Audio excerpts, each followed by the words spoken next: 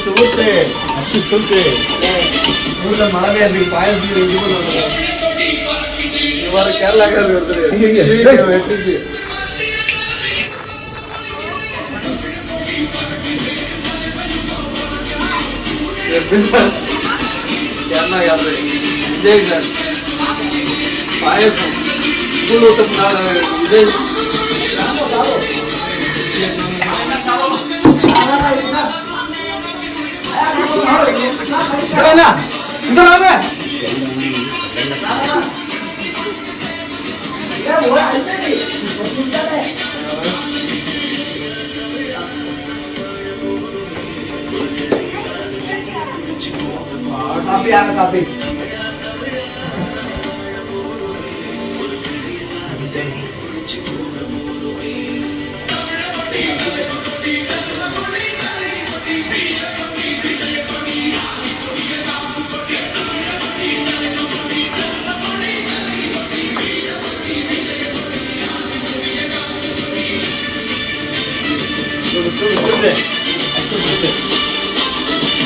Bye.